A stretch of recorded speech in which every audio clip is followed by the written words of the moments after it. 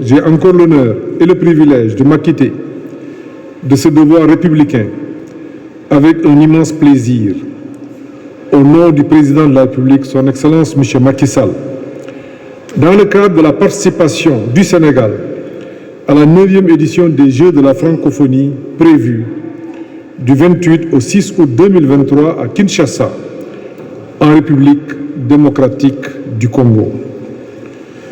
Notre pays sera représenté par une forte délégation d'environ 165 membres, festifs et accessibles aux populations. Les Jeux de la francophonie sont d'un format unique, alliant sport et culture, et cela dans une parfaite harmonie. Ainsi, 10 jours durant, le programme mettra en œuvre des concours culturels, des compétitions sportives, des séances périphériques d'animation culturelle.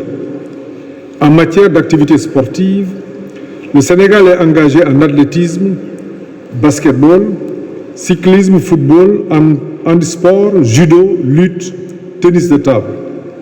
En 2017, à Abidjan, notre pays était classé 4e avec 27 médailles, dont 10 en or, 9 en argent et 8 en bronze.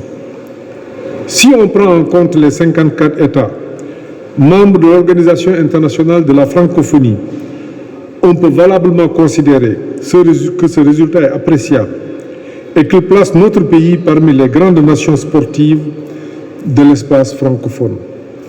Votre devoir à Kinshasa, chers sportifs, est donc d'honorer ce rang et cette place en faisant plus et mieux. Le président de la République, son Excellence M. Macky Sall, nous a demandé de ne ménager aucun effort pour vous assurer une préparation de qualité. Et toute la nation attend de vous des résultats brillants qui maintiennent notre pays dans le quota des grandes nations sportives de la francophonie. Mesdames et messieurs, chers participants, outre le sport, les Jeux de la francophonie portent aussi, comme nous l'avons déjà mentionné, sur les faits culturels. Cette ambivalence quasi unique confère à ces joutes une dimension universelle et l'occasion de faire profiter au monde entier des richesses inestimables, représentatives de modes de vie parmi les plus affinés des sociétés contemporaines.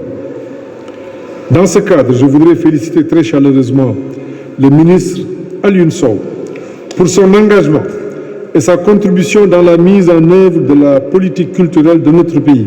En effet, dans un monde en pleine mutation, où tout semble s'accélérer vers le meilleur, mais aussi vers le pire, les nations et les organisations les plus résilientes sont celles qui ont réussi à faire preuve de souplesse, en restant elles-mêmes, sans se cloîtrer, ce que le président Senghor appelait enracinement et ouverture.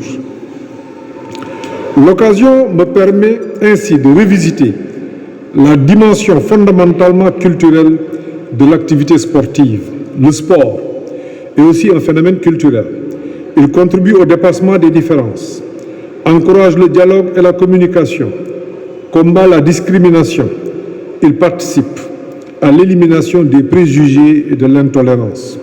C'est pourquoi, en sport comme en culture, dans des jeux comme ceux de la francophonie, l'esprit de compétition et la gagne, dans le respect des règles établies, doivent être vos valeurs principaux, alliés pour vous permettre de produire les meilleurs résultats.